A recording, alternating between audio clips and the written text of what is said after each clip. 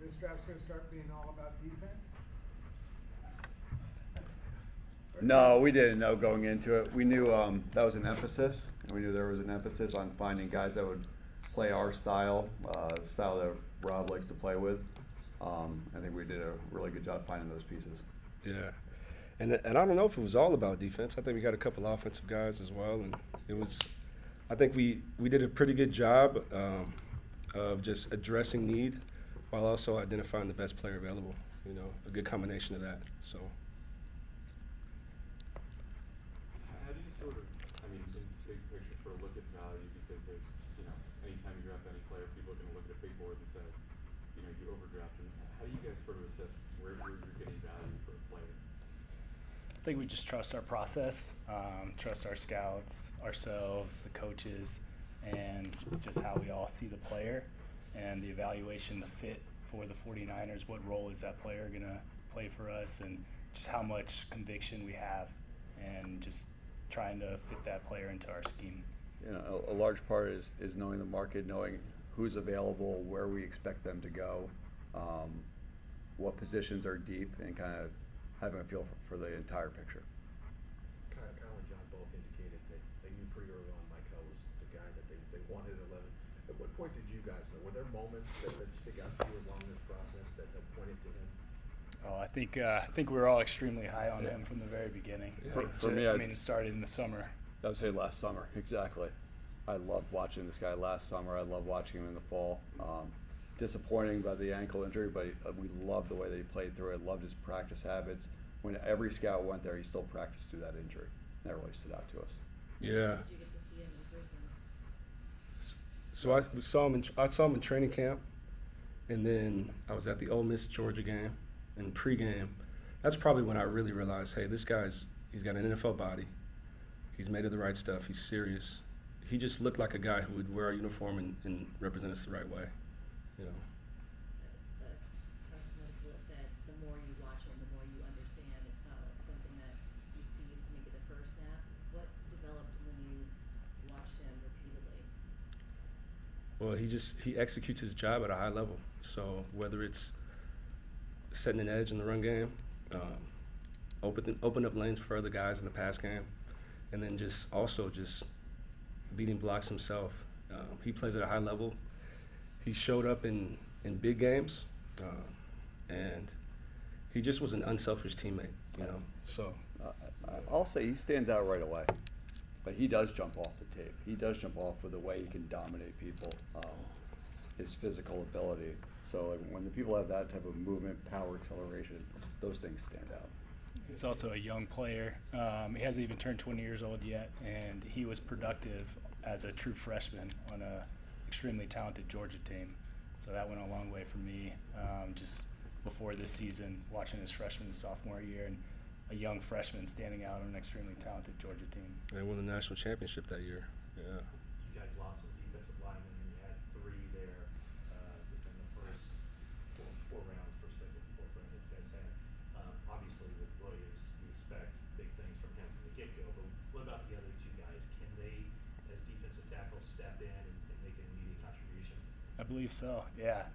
Feel really good about both players. I think Alfred brings a unique combination of size and length to our front, something that we haven't had in a while. And then CJ West he just fits our scheme perfectly. Just the ability to penetrate and disrupt, live in the backfield, and then the combination of that with Michael and Alfred's length and playmaking ability, I think it'll be a great fit. Yeah. It'll be fun to have Kaser get his hands on them, get them both attacking, getting out of their stance, which will be a little different than what they did. So that'll take a little time, but they're both really gifted guys that are very good scheme fits. Yeah. Did you guys see Nick Martin play in person, or how did he jump onto your guys' radar? Didn't get to see him this year. He was injured the game that I went to. Jumps off the tape though. Yeah, I remember I evaluated him last year as a redshirt sophomore, and I think at the time he was leading the nation in tackles for loss. I think he finished the year in the top 3. And you just knew, hey, if this guy comes out this year or next year, he just loves football. You see it on the tape. He makes a ton of plays. He's fast. He's physical. He fits our style of defense. He's going to be a good player. Just a matter of when he decides to come out and if we could draft him. were you guys about building a strategy where you're adding, you know, I mean, the defensive tackle group last week did a pretty poor job in protecting your linebackers. How conscious were you trying to add some size, some run, you know, gap fitting ability, and then adding speed behind that as a sort of big picture defensive strategy? If you looked at our depth at defensive tackle going into the draft, it was definitely something we had to target and have a plan for. It was a pretty deep class, so we had a good feel of who we could get and where we could get them. So we did have a plan. The system hasn't changed at all, but just having Robert Saleh back, you guys have to kind of maybe not refamiliarize yourself, but is there conversation once he came back as far as the exact kind of players, the exact fits you guys needed to get for the defense? Yeah, there was right when we hired him, when he came in, you know, very first day, he sat down with us and, you know, he kind of talked about how he's evolved in his time away here, and he also heard from us how we've evolved and how we see players, how he sees players, and then kind of came together and to a consensus in terms of the plan and type of players and skill sets and fits we want moving forward. Yeah, that's just a big part of our process. Like, for every player we draft, we have a vision for them, and we're constantly talking to our coaches, talking to each other. We work collectively to kind of make sure we have a vision for how they're going to make this team, how they're going to make us better. So it was a big part of the conversation, for sure, with Robert Saleh when he got back here. Were you surprised to see Couple more. Cole being available that low in the 7th round, just given he seemed like he had a very good athletic score for a lineman to be available that late in the draft? Yeah, I was, but we were also talking about how many good players were still available. I think it was a really deep year. I don't remember the exact numbers, but last year we were a little bummed with how many players returned to school. And I think that showed a little this year in terms of the depth of the draft and how many good players there still were there in 6 and 7. When you enter the draft with as many roster moves as this team had, how do you balance best player available versus positional needs, and what goes into that process in collaboration with them? You said it, the collaboration. And I think I just mentioned it before, you just have to have a vision for the player. I think one of the cool things is we did a really good job of marrying the two. At every time that we were able to select the player, we knew that he would fill a need, and he had an opportunity to play, but also that he was one of the best players on our board at the time that we were going to select him. So It's also easier going for the best player available because there are more options available for you that you can scan the entire board and really find the best fit and the best player. At that, with confidence, the other players are going to be there. How long has Curtis Rourke been on your radar? What do you like about him? Curtis Rourke has been on, I mean, he's an older guy, so he's been on the radar for a while.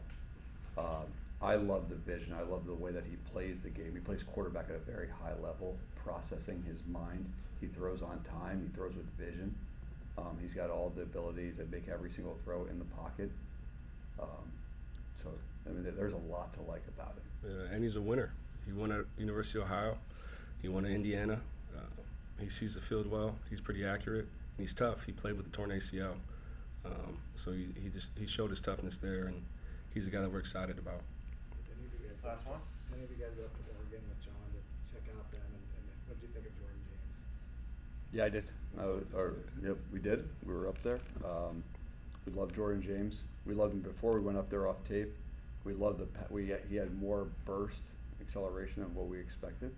So yeah, he's gonna be a great fit for us. He'll add a lot of value next year. Yeah, he didn't miss a game this year. Didn't miss any practices. He's physical.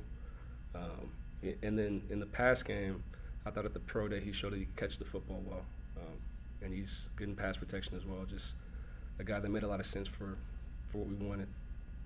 I think it was a guy that we all really liked, and then going up there, just coming back with more conviction on the player and the fit for us, and also the upside. He's a young player, and kind of like Josh said, just him showing some abilities that, not to his own fault, but that we weren't able to quite see as much on film, but we were able to see in that pro day setting. Something like Upton Stout, how impressive are 21 bench press reps for somebody of that size? Yeah, Extremely. yeah, he's strong for his size, and he works at it. He's physical. So yeah, it shows up. It matters. You know, he plays bigger than he is. It seems like that's a commonality between Nick Martin, Upton, and Malik last year. Guys are a little bit smaller, but still really strong. Is that something that you guys are focused on, that combination of? I wouldn't say exactly that combination, but if you have a deficiency, then you have to make up for it somehow, just sliding scale, if you will. And I think those players have shown, despite their stature being a little bit undersized, they can make up for it with their strength, their mindset, their physicality. Yeah, Right, man, the with the last physicality really stands out. The, on the Zoom calls that we got, it seemed like all these guys, or most of them anyway, had pretty good personality. How much does that play into the process of just getting to know a guy and seeing what makes him tick and just feeling good about the guy you're getting? It's obviously a large part of it. You know how much time we spend on the character, the background, the person. The more information we know, the more confidence we have in the decision we're making, and the better we feel about their fit with us. Does Bobby Turner hand you guys reports, or does he just chat with you about who he likes? Both. Yes, all the above for All sure. above. Yeah. How Yeah. many people did he have on his list? The first list, the second list, or the secret list? Appreciate All right, it, guys. thanks. Thank you. Thank you. Yep.